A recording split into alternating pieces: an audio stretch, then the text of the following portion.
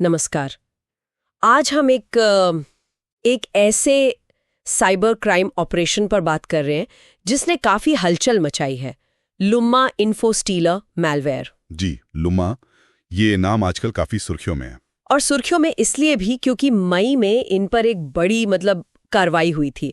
2300 से ज्यादा डोमेन जब्त कर लिए गए थे। हाँ, बहुत बड़ी कार्रवाई थी वो। लेकिन हैरानी की बात यह है कि कुछ ही हफ्तों में ये लोग फिर से पूरी तरह एक्टिव हो गए। ये कैसे मुमकिन हुआ? सही कहा, ये वाकई चौंकाने वाला था। तो आज हम इसी पर बात करेंगे।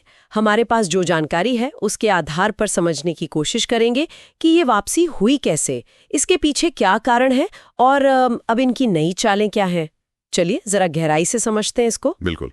तो जैसा मैंने कहा, मई में वो एक्शन हुआ।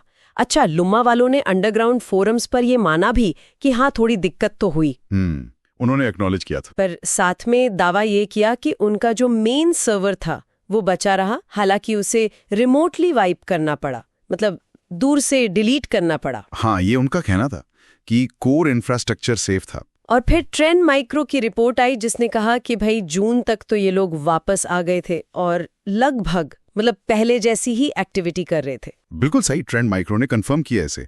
और यहीं से उनकी रणनीति समझ आती है। क्या रणनीति? उन्होंने क्या बदला? देखिए, सिर्फ वापसी नहीं की उन्होंने अपना बचाव का तरीका बदला है। पहले वो ज्यादातर क्लाउडफ्लेयर जैसी सर्विसेज इस्तेमाल कर रहे थे। हाँ, वो तो कॉमन है। लेकिन एजेंसियों के लिए उस पर एक्शन लेना या ट्रैक करना फिर भी एक प्रोसेस है। अब वो शिफ्ट हो गए हैं एक रूसी प्रोवाइडर पर, सिलेक्टेल नाम है। ओह अच्छा, रशियन प्रोवाइडर। तो इसका इसका सीधा मतलब है कि भविष्य में इस तरह की जब्ती वाली कार्रवाई से बचना। ये साफ तौर पर उनकी बचने की और लचीलेपन की कोशिश है। समझ गई। तो ठिकाना बदल लिया था कि आगे पकड़ में ना आए। और सिर्फ ठिकाना ही बदला या हमले के तरीके भी नए अपनाए हैं? तरीके भी बदले हैं। ट्रेंड माइक्रो ने 4 मुख्य नए तरीके पहचाने हैं जिनसे ये आजकल लोगों को निशाना बना रहे हैं। 4 नए तरीके? अच्छा, कौन कौन से? पहला वाला तो कुछ हद तक जाना पहचाना है, नकली सॉफ्टवेयर क्रैक या की जनरेटर, मुफ्त सॉफ्टवेयर का लालच देना। हाँ, ये तो क्लासिक है पर असरदार। इसमें वो मालवेटाइजिंग यूज करते हैं, नुकसानदेह विज्ञापन और fake Google search results. Okay. तो जब कोई यूजर इन लिंक्स पर क्लिक करता है नकली क्रैक डाउनलोड करने के लिए, तो एक TDS यानी ट्रैफिक डिटेक्शन सिस्टम काम करता है। ट्रैफिक डिटेक्शन सिस्टम, ये क्या चीज है? ये एक तरह का स्मार्ट गेटकीपर समझ लीजिए। ये चेक करता है कि क्लिक करने वाला असली यूजर है या कोई बॉट या रिसर्चर। अगर असली यूजर लगता है तो उसे सीधे एक मलिशियस साइट पर भेज देता है जहां से लुम्मा डाउनलोड हो जाता है। बाप रे, फिल्टर करके शिकार करते हैं। और दूसरा तरीका? दूसरा है क्लिक फिक्स कैंपेन। इसमें क्या होता है कि जो वेबसाइटें पहले से कॉम्प्रोमाइज्ड हैं उन पर एक नकली कैप्चा दिखता है। कैप्चा? जैसे वो I am not a robot वाला। हाँ, बिल्कुल वैसा ही, पर नकली। जैसे ही कोई यूजर उसे सॉल्व करने की कोशिश करता है, पीछे से एक पावरशेल कमांड चल जाता है। पावरशेल? वो तो विंडोज का अपना टूल है। हाँ, और यही इसे खतरनाक बनाता है। ये कमांड लुम्मा मैलवेयर को फाइल के तौर पर डाउनलोड नहीं करता, बल्कि सीधे सिस्टम की मेमोरी में लोड कर देता है। ओह, सीधे मेमोरी में? जी। इससे होता यह है कि डिस्क पर कोई फाइल आई ही नहीं, तो ज्यादातर एंटीवायरस इसे डिटेक्ट नहीं कर पाते, पकड़ना बहुत मुश्किल हो जाता। अरे वाह, ये तो काफी शातिर तरीका है। अच्छा, और तीसरा तरीका गिटहब का इस्तेमाल कर रहा है। गिटहब जहां डेवलपर्स अपना कोड शेयर करते हैं। हाँ, पता है। भरोसेमंद प्लेटफॉर्म माना जाता है। बिल्कुल। और इसी भरोसे का फायदा उठाते हैं ये लोग। हाँ। वहां नकली गेम चीट्स या कोई और फायदेमंद लगने वाले सॉफ्टवेयर के नाम पर रिपोजिटरीज बनाते हैं। अंदर छुपा होता है लुम्मा पेलोड, लोग डाउनलोड कर लेते हैं। गिटहब भी सेफ नहीं रहा और चौथा तरीका शायद सोशल मीडिया से जुड़ा है। सही पकड़ा।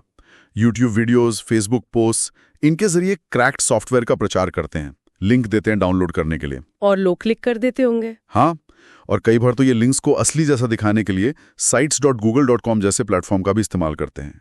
गूगल का नाम देख के भरोसा बढ़ जाता है। तो ये वापसी हो गई, ठिकाना बदल गया, हमले के तरीके भी नए और ज्यादा शातिर हो गए। पर इसका जो बड़ा मतलब है वो क्या है? कोई गिरफ्तारी तो हुई नहीं। देखिए, अगर हम इसे बड़े पिक्चर में देखें तो ये साफ तौर पर मैलवेयर एज अ सर्विस यानी मास मॉडल की ताकत या कह लें कि उसकी रेसिलियंस दिखाता है। मास ये अपना मैलवेयर किराए पर देते हैं। बिल्कुल। जैसे कोई सॉफ्टवेयर कंपनी अपनी सर्विस बेचती है, ये अपराधी अपना मैलवेयर टूल दूसरे क्रिमिनल्स को इस्तेमाल करने के लिए देते हैं। लुम्मा का इतनी तेजी से वापस आना दिखाता है कि ये ऑपरेशन सिर्फ सर्वर पर नहीं चलता, ये दिमाग पर चलता है, मतलब ऑपरेटर्स पर। जब तक वो ऑपरेटर्स एक्टिव हैं, वो नया इंफ्रास्ट्रक्चर, नए सर्वर, नए डोमेन हमेशा ढूंढ लेंगे। तो सिर्फ डोमेन जब्त करने जैसी कार्रवाई, उसकी लॉन्ग टर्म इफेक्टिवनेस पर सवाल उठता है अगर पीछे के लोग नहीं पकड़े जाते। तो संक्षिप्त में कहें तो लुम्मा ने गजब का लचीलापन दिखाया, अपना बेस बदला और हमले के कई नए विविध तरीके अपना लिए। बिल्कुल, एकदम सही सारांश है। और ये एक बहुत बहुत महत्वपूर्ण सवाल खड़ा करता है। क्या सवाल?